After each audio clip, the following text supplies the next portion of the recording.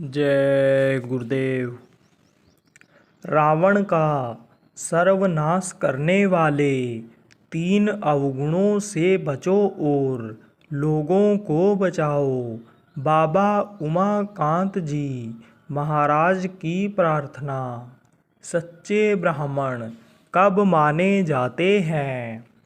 इस समय के महापुरुष पूरे समर्थ संत सतगुरु दुख हरता उज्जैन वाले बाबा उमाकांत जी महाराज ने सत्संग संदेश में बताया कि पुलस्त्य ऋषि रावण के पूर्वज थे। उत्तम कुल पुलस्त्य ऋषि जिसको बाबा दादा कहते हैं, पुलस्त्य ऋषि रावण के बाबा दादा थे। वह ऋषि और महात्मा थे। उनका वह पोता था, लेकिन उनकी बात रावण ने नहीं मानी। एक बार बुलाया, कहा आप आइए, देखिए हमारी व्यवस्था दिखाया। यहाँ हम रहते, यहाँ खाते हैं। यह हमारी शयनशाला, पाकशाला, पाठशाला, यज्ञशाला आदि सारी शालाओं को दिखाया। तो उससे पूछा, तेरी चरित्रशाला कहाँ पर है? यही तेरा विनाश करेगा। चरित्र सुधार ले, खान पान सही कर ले, जानवरों को खाना बंद कर दे, यही तेरा विनाश करेगा। तो आज्ञा का पालन नहीं किया, महात्मा की बात को नहीं माना, तो नगर लंका जल गया, खत्म हो गया। लोगों को समझाओ। और प्रेमियों, अगर ये लोग नहीं समझते हैं तो आप लोग मेहनत करो, आप क्षय ले लो, आपकी मेहनत रंग लाएगी। हमेशा छोटे छोटे लोगों ने ही धर्म की स्थापना में मदद किया है। बंदर भालू गोपी गवालों को क्षय दिलाया।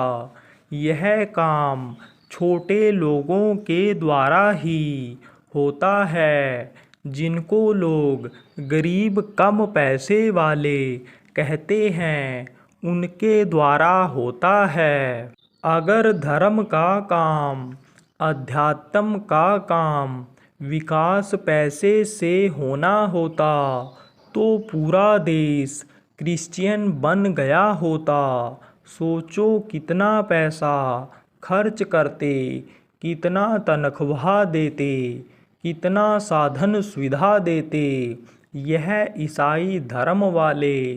तो यह भारत देश है, इसमें संस्कार धर्म का, महात्माओं का है। इसलिए आप यह काम लोगों को बचाने का कर सकते हो।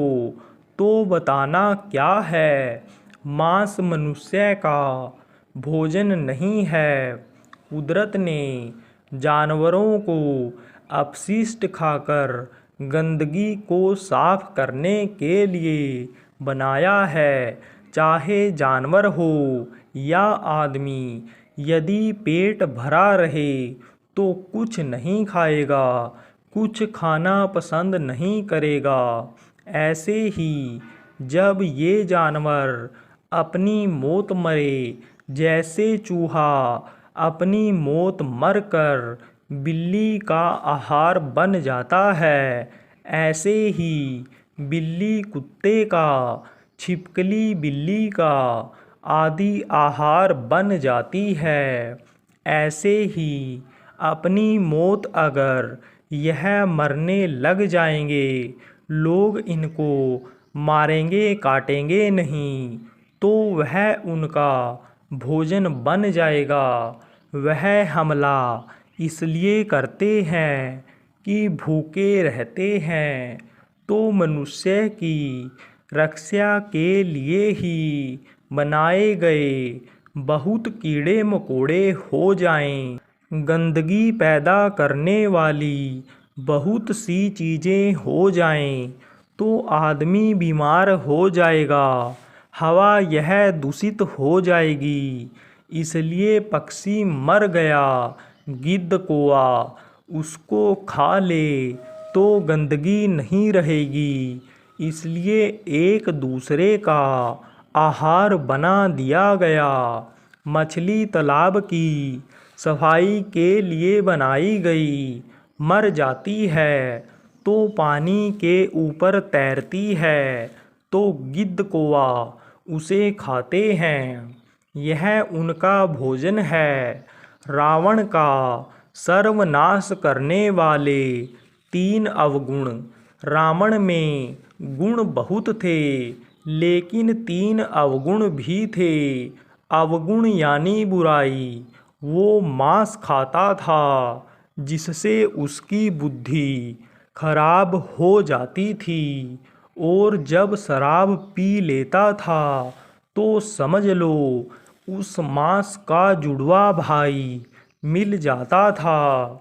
जब शराब पी लेता नशे में आ जाता था तब औरतों की इच्छा समझ लो उसका मौसेरा भाई मिल जाता था।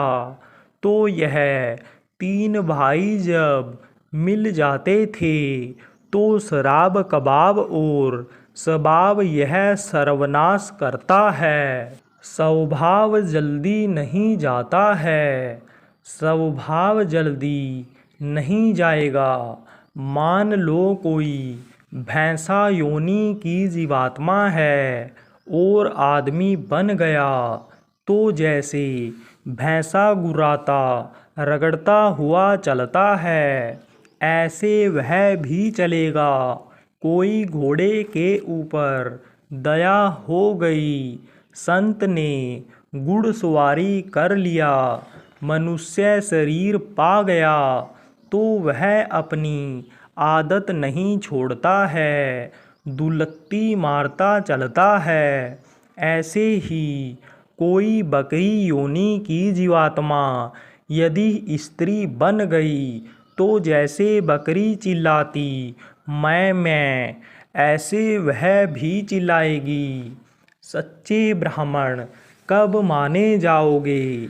जब वेद का अध्ययन करने लगता है, वेद पढ़ने लगता है, तब उसके अंदर विप्र के गुण आ जाते हैं। विरप ब्राह्मणों को लोग कहते हैं।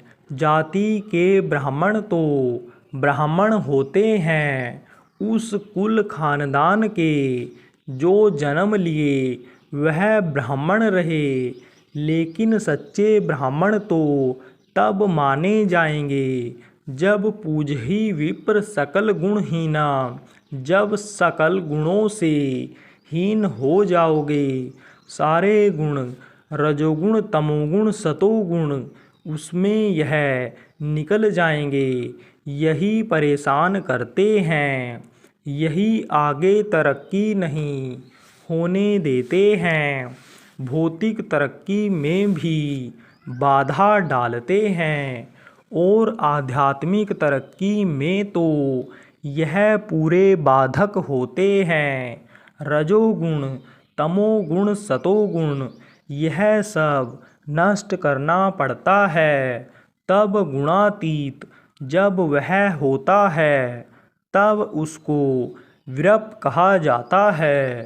तो वेद में यही सब चीज़ लिखी हुई है। वेद को जो पढ़ते हैं, अध्ययन करते हैं, उनको जानकारी हो जाती है। वेद पाठी भवेत विप्रा ब्रह्मज्ञानस्य सा ब्राह्मणा। जो ब्रह्मा को प्राप्त कर लेता है, अंदर में ब्रह्मा का दर्शन करता है, वह ब्राह्मण कहलाता है। जय गुरुदेव।